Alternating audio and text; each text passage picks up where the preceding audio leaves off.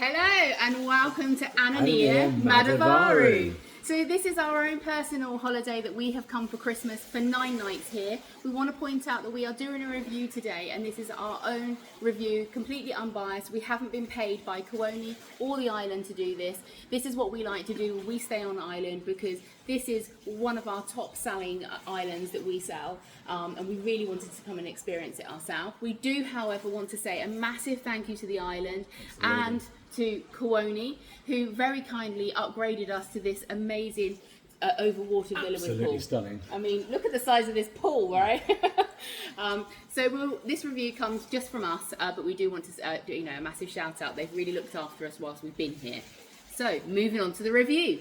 We'll start off by arrival, and as you all know, we had an absolute disaster day getting here. There was natural disasters happening in Dubai with the floods, so we didn't get on island till 8 hours after we were due to arrive, and our luggage got lost. It arrived 4 days later, but that is no fault of the island, and the island went above and beyond to get us here. So I will rate arrival as 5 out of 5 because they got us a private speedboat. We were here that evening. We didn't have to stay a night in Mali, and they also managed to all still be a full Maldivian welcome on the pier at 8 o'clock at night, pitch black. But it was still lovely, and they still gave us that warm welcome. And we were so miserable on arrival, I have to say, because we were tired, we were hot, and we were all bothered from our delayed flight. But as soon as we arrived into paradise, the island worked its magic on us with a nice cocktail in hand, some amazing food from the buffet, and it just blew our mind. From literally within the sort of first 20 minutes, we knew that we were in an amazing place. Absolutely, and the check-in process was super simple. It was all done before we arrived. And so there was no hanging around waiting. They took us straight off to our villa so we could unwind from a very stressful day.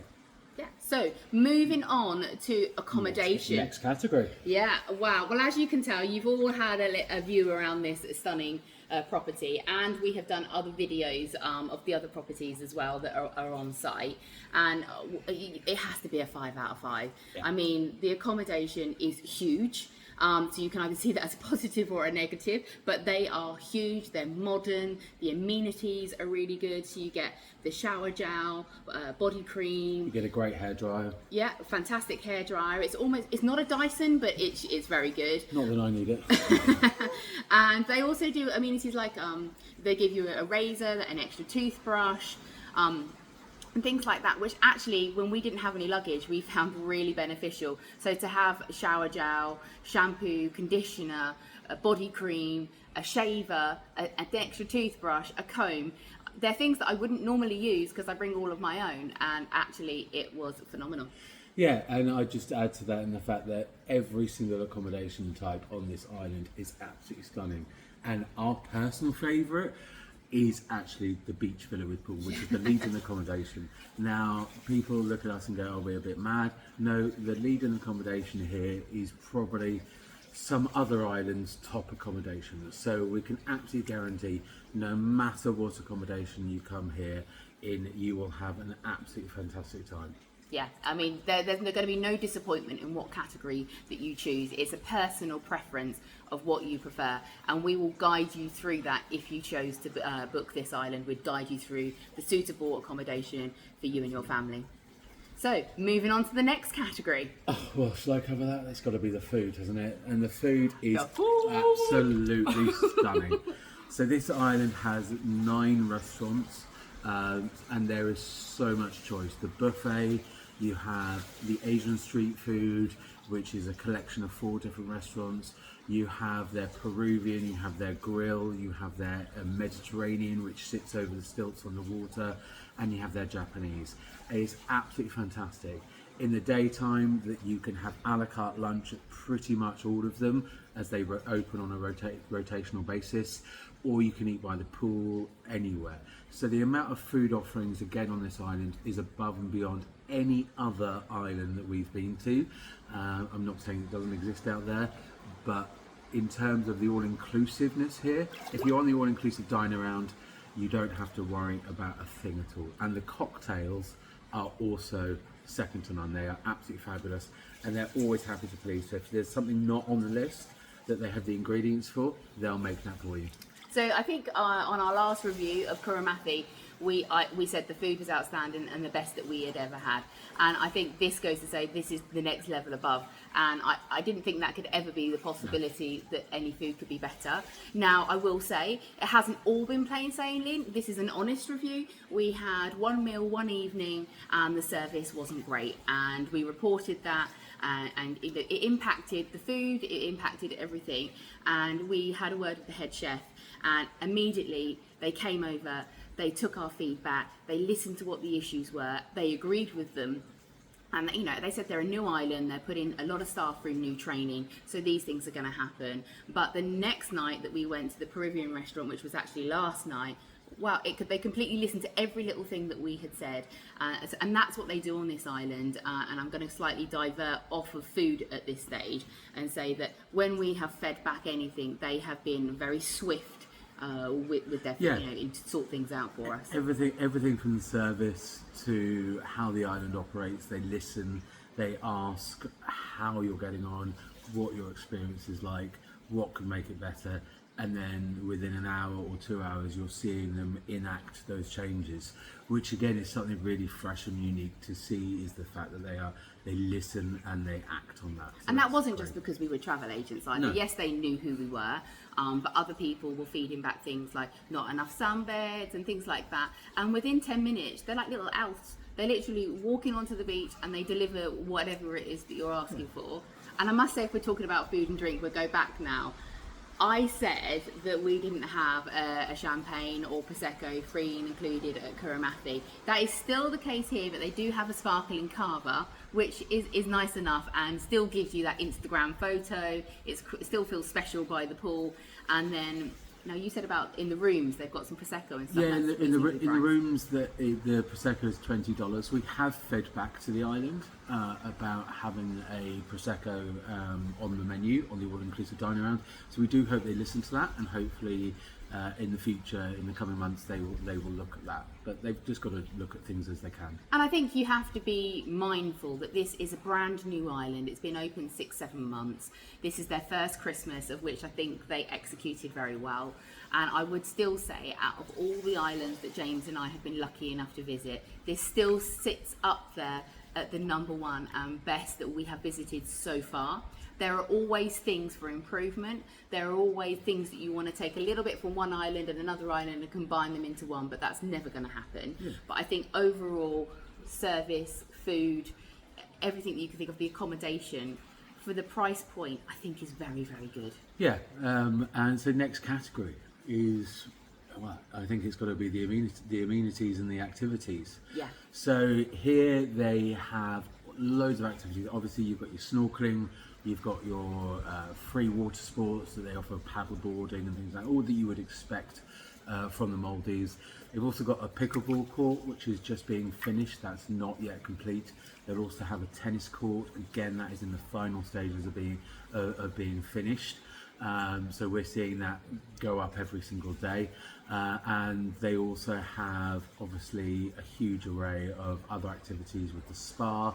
The spa is absolutely incredible. Yeah, it was really nice. So obviously, when I had the issues, I went over there and they washed my hair. They give me a hair treatment for free, and it's lovely. I mean, like all Maldivian islands, I'm not going to say it's a cheap place to visit.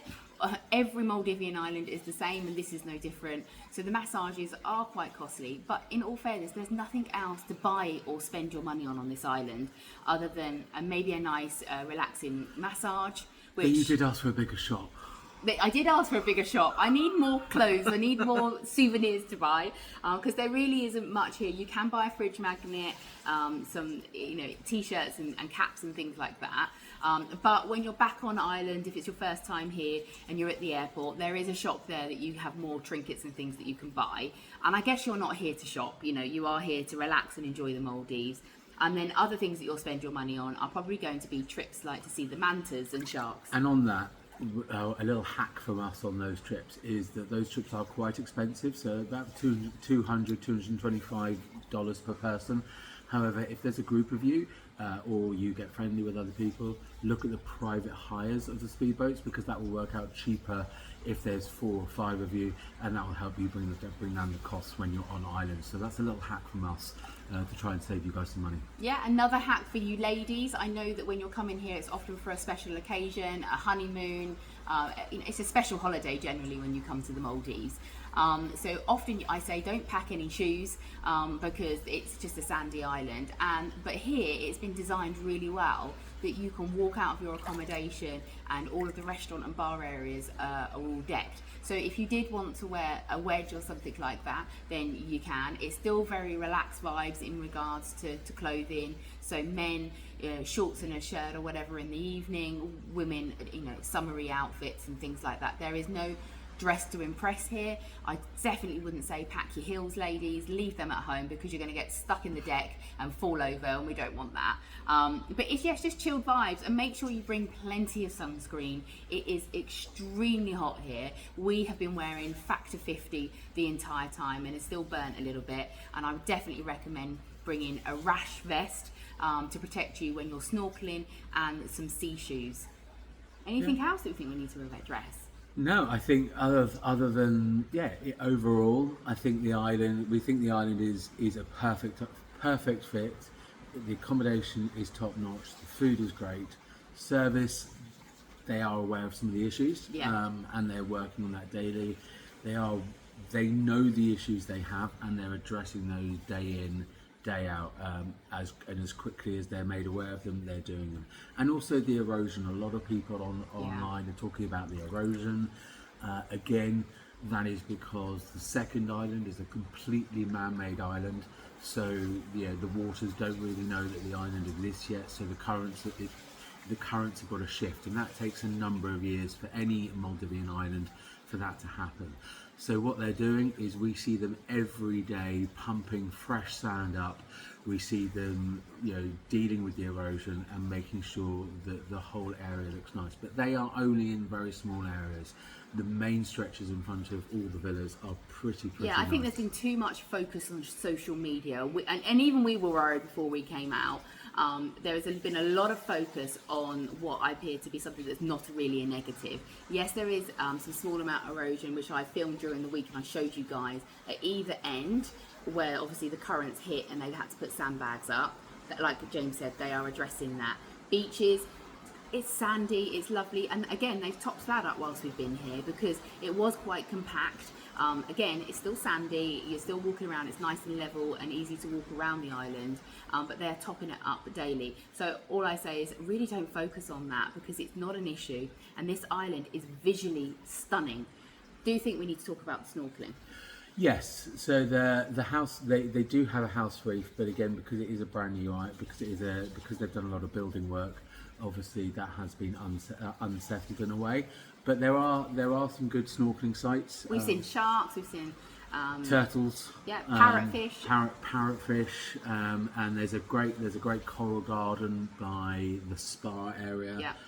So that's good. And another key area to go snorkeling. So the coral garden is by Luna, and then the fish and the possibility of turtles is by the spa area, just beyond the seawalls. And they do get the mantas in from September to November, and they are literally swimmable off out, and then they will send like groups of the staff out, and then they will tell you when they are there. They operate something called Manta on Call, which they tried out this year, and they will be doing again from next year. So if you're looking to come out from September to November next year, that will be the perfect time if you want to spot mantas. Yeah, but you've got to be prepared here.